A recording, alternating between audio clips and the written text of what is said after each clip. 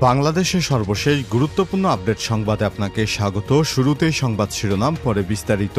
শুরুতেই জানিয়ে দিব ফাইন্যান্সিয়াল টাইমসের প্রতিবেদন, শেখ হাসিনা এবং তার সহযোগীদের পাচারকৃত অর্থ ফেরত দেয়া নিয়ে ব্রিটিশ সংবাদ মাধ্যমে নতুন তথ্য প্রকাশ।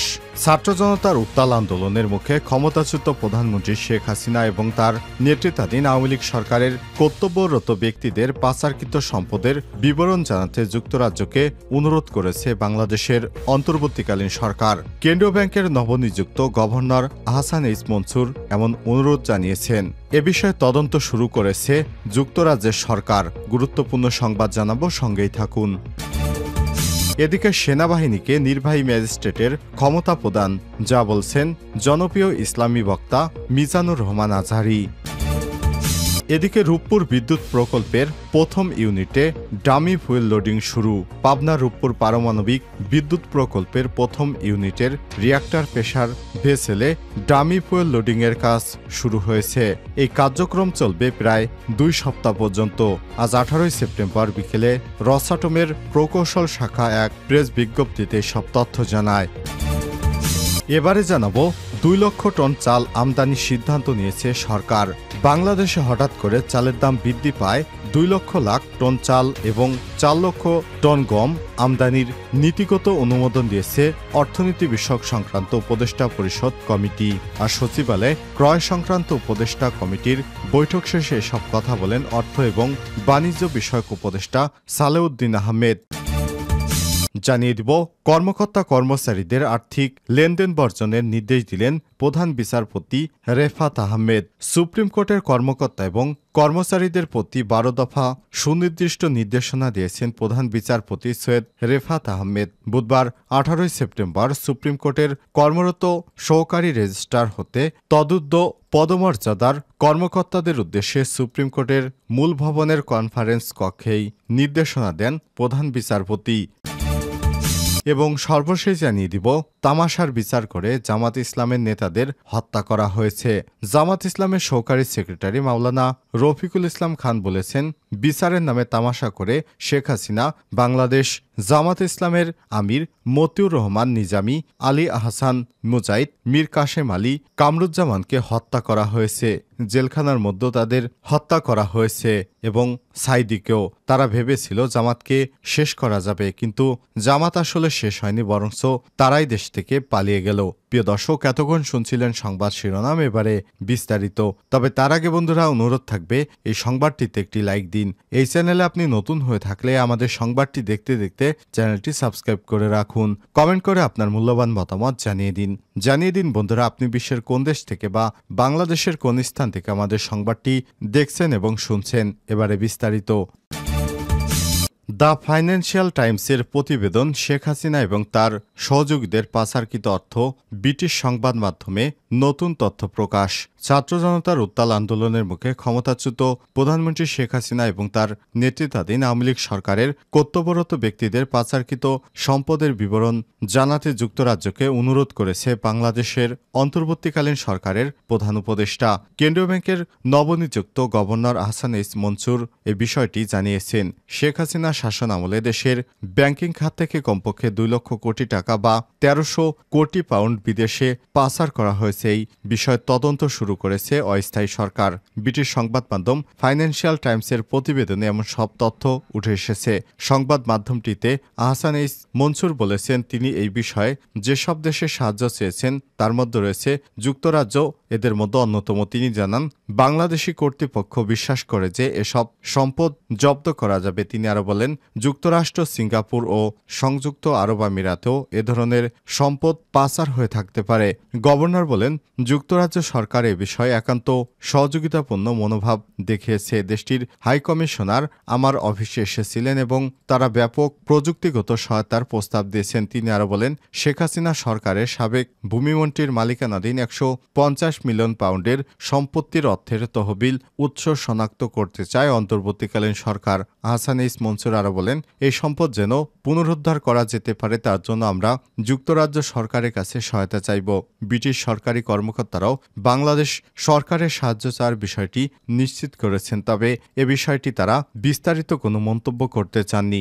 বাংলাদেশের নাগরিক সমাজের পাশাপাশি বিভিন্ন গোষ্ঠী দীর্ঘদিন ধরে শেখ হাসিনা এবং তার সরকারের কর্তব্যরত ব্যক্তিদের বিরুদ্ধে দুর্নীতির অভিযোগ এনেছে। যদিও বাংলাদেশের কঠোর মুদ্রা নিয়ন্ত্রণ নীতি রয়েছে, যার অধীনে নাগরিকরা প্রতি বছর মাত্র কয়েক হাজার ডলার বিদেশে নিয়ে যাওয়ার সুযোগ পান। এ বিষয়ে গভর্নর বলেন, প্রধানমন্ত্রীর অজান্তে এত বিপুল আকারে চুরি সংগঠিত হতে পারে না, তবে এ বিষয়ে তদন্ত এখনও বেশ প্রাথমিক পর্যায়ে রয়েছে।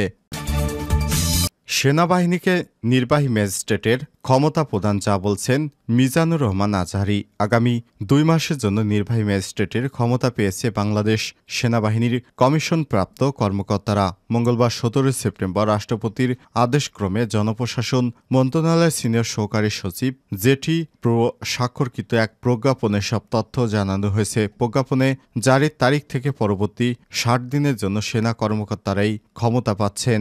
বাংলাদেশ সেনাবাহিনী নির্বাহী ম্যাজিস্ট্রেটের ক্ষমতা প্রদানের বিষয়টিকে স্বাগত জানিয়েছেন মাওলানা মিজানুর রহমান আজহারী। নিজের ভেরিফাইড ফেসবুক পেজে তিনি লিখেছেন, সেনাবাহিনীর কমিশন অফিসারদের ম্যাজিস্ট্রেটি ক্ষমতা প্রদানকে স্বাগত জানাই।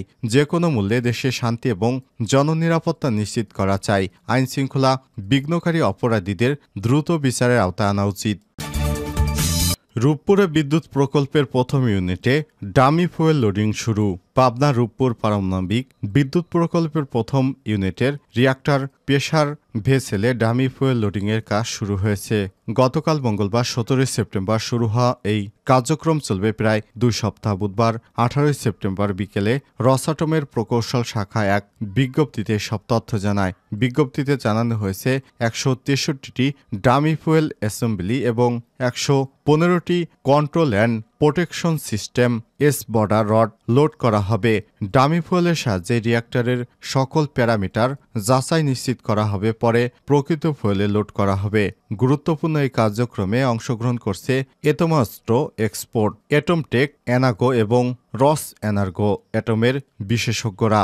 আকার, আকৃতি, ওজন, ম্যাটেরিয়াল বিবেচনায় ডামি ফুয়েলের অ্যাসেম্বলি আসল ফুয়েল অ্যাসেম্বলির সম্পূর্ণ কপি, কিন্তু এতে কোনো পারমাণবিক জ্বালানি থাকে না। এই ফুয়েল লোডিংয়ের পর রিঅ্যাক্ট সার্কুলেশন, ফ্লাশিং, কোল্ড এবং হট টেস্ট সম্পন্ন করা হবে। এই টেস্টগুলো সফলতার উপর নির্ভর করে রিঅ্যাক্টরের নিরাপদ এবং নির্ভরযোগ্য অপারেশন।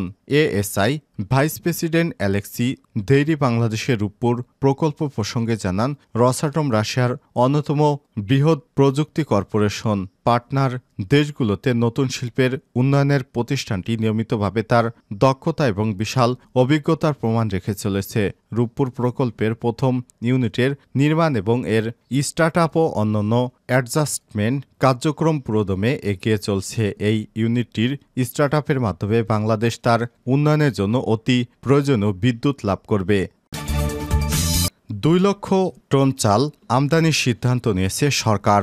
2 লাখ টন চাল এবং 4 লাখ টন গম আমদানির নীতিগত অনুমোদন দিয়েছে অর্থনীতি বিষয়ক সংক্রান্ত উপদেষ্টা পরিষদ কমিটি। বুধবার 18 সেপ্টেম্বর সচিবালয়ে ক্রয় সংক্রান্ত উপদেষ্টা কমিটির বৈঠক শেষে সব কথা বলেন অর্থ এবং বাণিজ্য উপদেষ্টা সালেউদ্দিন আহমেদ। তিনি বলেন, খাদ্য ও সারের কোনো ঘাটতি নেই। আগামীতে যাতে সংকট না হয় সেজন্য আমদানির সিদ্ধান্ত নেওয়া হয়েছে। অর্থনৈতিক বিষয়ক সংক্রান্ত উপদেষ্টা কমিটির যে চাল এবং গম আমদানির নীতিগত অনুমোদন দিয়েছে সেখানে নির্দিষ্ট কোনো দাম উল্লেখ করা হয়েছে কিনা জানতে চাইলে সালেউদ্দিন আহমেদ বলেন, অবশ্যই মূল্য আছে, মূল্য না থাকলে কিভাবে হবে, তবে প্রত্যাশিত চাহিদা দিলে তারা G2G বা সরকারের সঙ্গে সরকারের আলোচনা সাপেক্ষে মূল্য নির্ধারণ করতে পারবেন। বৈঠক সূত্র থেকে জানা গেছে, বৈঠকে খাদ্য নিরাপত্তা নিশ্চিত করতে আন্তর্জাতিক দরপত্রের মাধ্যমে চাল এবং গম আমদানির সময়সীমা 15 দিন নির্ধারণ করার প্রস্তাবের নীতিগত অনুমোদন দেওয়া হয়েছে। আগে সময়সীমা ছিল ৪২ দিন, অর্থাৎ দরপত্রের প্রজ্ঞাপন প্রকাশের তারিখ থেকে ৪২ দিনের মধ্যে চাল বা গম সরবরাহ করার বাধ্যবাধকতা ছিল। সেই সময় কমিয়ে ১৫ দিন করা হলো। ২০২৪-২৫ অর্থ বছরে আন্তর্জাতিক উৎস থেকে ৩.৫ লাখ টন এবং অভ্যন্তরীণ উৎস থেকে ১৯.২৩ লাখ টন চাল সংগ্রহের লক্ষ্যমাত্রা নির্ধারণ করা হয়েছে। এছাড়াও আন্তর্জাতিক উৎস থেকে ৭ লক্ষ টন এবং অভ্যন্তরীণ উৎস থেকে ১০,০০০ টন গম সংগ্রহের লক্ষ্যমাত্রা নির্ধারণ করা হয়েছে।